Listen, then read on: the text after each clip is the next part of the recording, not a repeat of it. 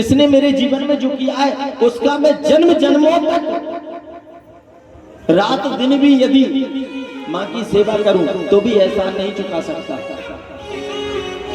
इसलिए आवश्यक है।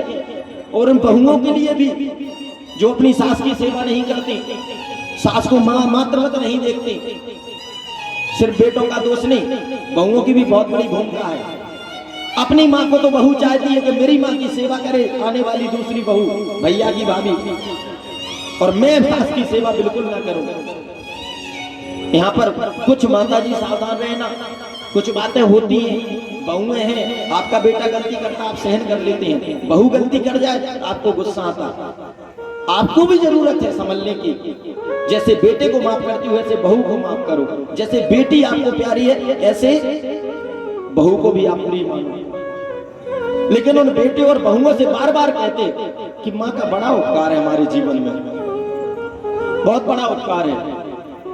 और सच बता रहे, जो माँ का तिरस्कार करते हैं, बाप का तिरस्कार करते हैं, इस सृष्टि में वो कुछ भी कर ले, कितना जप कर ले, तप कर ले, दान कर ले, पुण्य कर ले, आपका सब कुछ यदि आपके माँ बाप आपके द्वारा सताए जा रहे हैं, दुखी हैं, आपको फल मिलने वाला नहीं है। इस धरती पर यदि जीवित कोई भगवान है तो वो आपके माँ बाप हैं। इससे ज्यादा बड़ा सृष्टि में कोई भगवान नहीं। साक्षात जीवंत भगवान यदि देखना है तो अपने माँ बाप को देख लो। माँ बाप की सेवा करना, प्रयास यही करना कि हमारे द्वारा माँ बाप को दुख ना पहुंचे। कुछ गलतियां माँ बाप से उम्र बढ़ने के बाद हो जाता है, क्योंकि दोनों स्थितियों को देख रहे हैं लोगों के जीवन में। अनेकों घरों में बैठ करके संवाद करना पड़ता, माँ की सुनते हैं, ठीक है उम्र आपकी ढल रही है, आपने पहले का जमाना देखा, आज कुछ परिस्थितियां हैं, कुछ जगह समझौता करते चलो।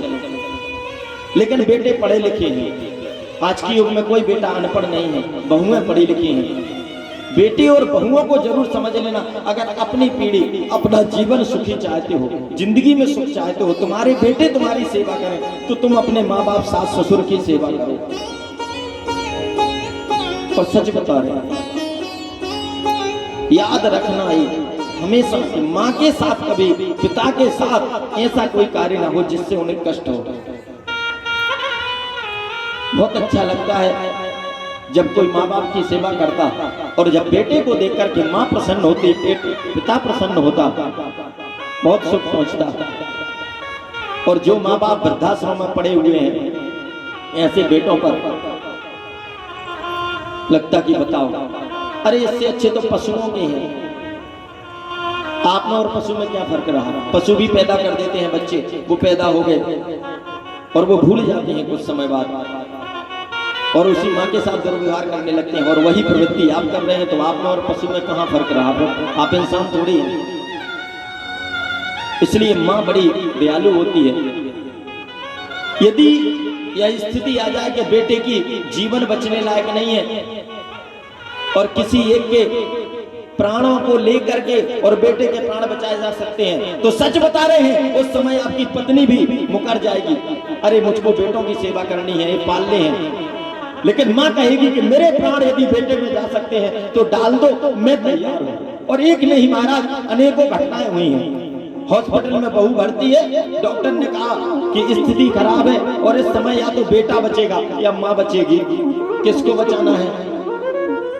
पता चलता है सास ससुर कहते हैं बहू को बचा लो, कोई कहता है बेटे को बचा लो। लेकिन जब उस बहू को पता चलता है कि मेरे साथ ऐसी घटना है कि या तो मेरा कोख में पल रहा बच्चा बचेगा या मैं बचूंगी, डॉक्टर से कहती है, नर्स से, आप ऐसा करिए मुझको मर जाने दीजिए, मेरे बेटे को बचा लो, मेरा बेटा रहेगा, मेरा चलता रहेगा, मैं सुखी रहूंगी, मुझे मर जाने दो। ये होती है माँ। माँ से ज्यादा ममता इस सृष्टि में किसी की नहीं होती है। कहते हैं तू कितनी अच्छी है, तू कितनी प्यारी है, प्यारी प्यारी है ओ माँ, ओ माँ, ओ माँ, प्यारी माँ।